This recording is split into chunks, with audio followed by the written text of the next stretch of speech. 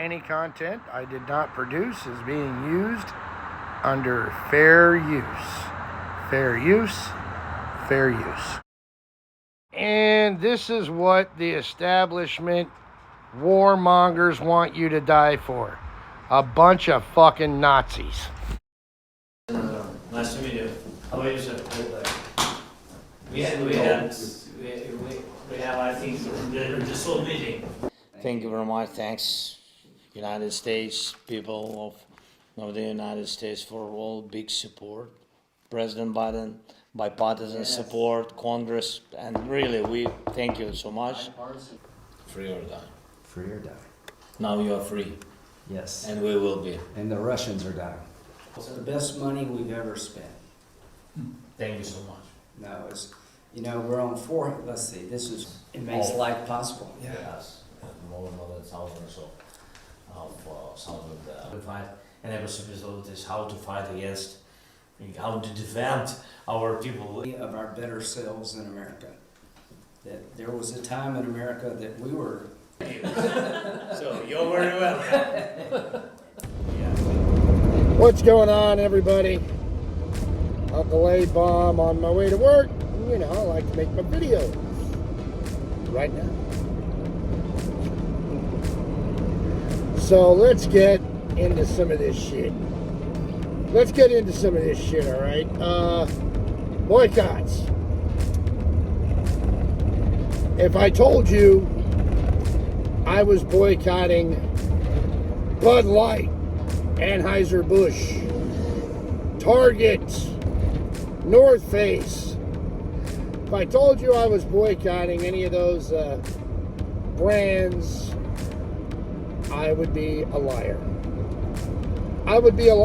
I don't need to boycott Target or Bud Light or North Face because I never really bought into any of that shit anyway. Never been a Target shopper. I never liked the taste of Bud Light. And North Face, well, I always looked at that as rich people's version of Ben Davis, right? So, yeah, you know, rich people Dickies. Never bought North Face either. And for those of you participating in it, hey, right on. I've never seen a conservative boycott succeed before. I never have. Never have. I've never seen a pro-America boycott ever succeed before. And I'm talking everything from table grapes to Walmart to Nike to a whole bunch of stuff. Never seen it work before. And hey, hats off to you guys for it. You don't got to worry about me violating those boycotts because I never bought that shit anyway. But strange things are afoot. Strange things are afoot with Memorial Day ending. It's kind of the official start of summer. The election season's about to kick in. And we got a lot to think about. We fucking do. Number one on your mind, though, needs to be war. Needs to be war. Russia just issued an arrest warrant for warmonger Senator Lindsey Graham because he was over in Ukraine giving Zelenskyy a hand job and a back rub and saying how great the money being spent, how much it was worth it, and blah, blah, blah, to help Ukraine fight Russia. Well, Lindsey Graham, who I believe is a homosexual, I truly do, has never met a war he didn't like, never met a bomb he didn't want to drop. And yes, he served in the Air Force many, many years, but he wasn't exactly the one standing in front of the cannon.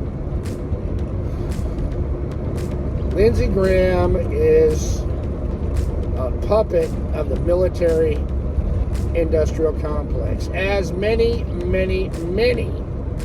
of our leaders in Washington are. And President Dwight D. Eisenhower, in his farewell address, greatest farewell address ever given, he gave us a dire warning. Beware the military-industrial complex. And after that warning, well, we had the Vietnam War, which really wasn't for freedom or liberty or anything they told us it was about. No, it was about money. Money. Because war is money. War is profit. And these are facts. And America loves to make money. And you got a lot of brain-dead motherfuckers that love to make war. Makes them feel good, makes them rich, makes them, feel powerful. That we have such a great military. But you'll notice a lot of these people that are pro-war, it's not their kids standing in front of the cannon. It's not them that's going into harm's way. And you got a lot of them that scream, it's in the military. Cool. There's a big difference between being a supply sergeant and being in the infantry having that cannon pointed at you. It ain't me. It ain't me. I ain't no fortunate one. It ain't me. It ain't me. I ain't no senator's son. There's a reason why we have that lyric, people. A reason why we have that lyric. The war in Ukraine is a farce. It is wrong. We don't need to be involved whatsoever. The Russian civilization, Russian Orthodox Church, the very first capital of Russia. Did y'all know it was Kiev? And then it was moved to Moscow? Ooh. Go ahead and look that up if Google hasn't edited that history already. We agreed under President Bush 41 and President Clinton that Ukraine would never be a part of NATO and we would never seek to have Ukraine in NATO. And with that agreement, Ukraine transferred all of the former Soviet nuclear weapons that were in Ukraine to Russia. And Ukraine was just supposed to be an independent nation, not in any international alliance with the West, like NATO. And Russia was supposed to be good with that. And we were supposed to let whatever issues between Russia and Ukraine stay between Russia and Ukraine. We have violated that. We have violated that crucial agreement. Okay? Because I believe if Ukraine had nuclear weapons, they would have been launched at Moscow by now. There would be millions, maybe billions dead all over the world, and that still might happen. That still might happen. So, the cogs of the military-industrial complex can get rich. I mean, history is something Americans are either wanting to erase or we're wanting to forget. And unfortunately, we do a lot of forgetting. Colin Powell lied to us with weapons of mass destruction. Lied. Dick Cheney, before 9/11, said, we need a Pearl Harbor type defense. Wow. And then it kind of happened. No, I'm not a 9/11 conspiracy theorist. I just think it's weird that the hijackers were Saudis and we attacked Iraq. Right? And by the way, how thankful are the Saudis for all the blood and treasure we spilled and shed defending them from Saddam Hussein? Well, they are now taking the Chinese, Ruan or whatever their currency's called in place of the American dollar, the petrodollar, making us weaker. President of the United States, even though I don't like him, Biden, went to Saudi Arabia and said, hey, how about kicking that spigot open a little bit? And they said no. That's how we're being repaid. That's how we're being repaid. When we took over all of Iraq, it was more foreign companies that got those lucrative oil contracts than American ones. War, stupid. War is stupid. It just is, but war is always profitable. Now, there's rumblings that DeSantis is for the Ukraine war. I am a big DeSantis guy, but I will say this. If Ron DeSantis is cheerleading for that piece of shit Zelenskyy, well, that could be a fucking deal breaker over here. That could be a deal breaker over here. Fuck Ukraine. That's where I'm at with it. Ukraine, not worth one American drop of blood, not worth one red American cent. Yeah.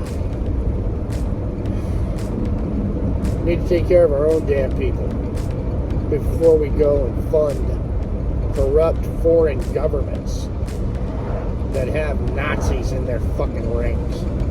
And yes, Ukraine is chock full of Nazis. So who are the bad guys here? Think about it. Boom. I'm out.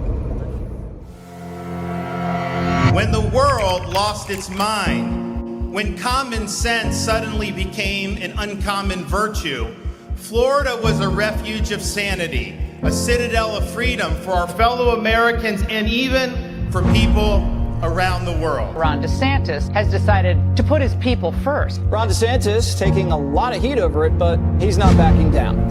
Florida's success has been made more difficult by the floundering federal establishment in Washington, D.C. An inflationary spending binge that has left our nation weaker and our citizens poorer. It has enacted pandemic restrictions and mandates. It has recklessly facilitated open borders. It has imposed an energy policy that has crippled our nation's domestic production. This has caused many to be pessimistic about the country's future. Some even say that failure is inevitable.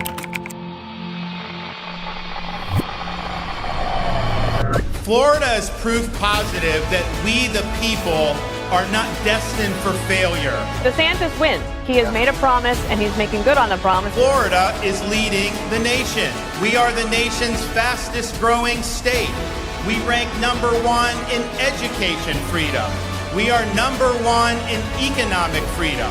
Florida also ranks number one in public higher education. This is a record we can all be proud of. That's why the left hates Governor DeSantis, because he's a winner. That's what the guy does. He wins. Decline is a choice. Success is attainable. And freedom is worth fighting for.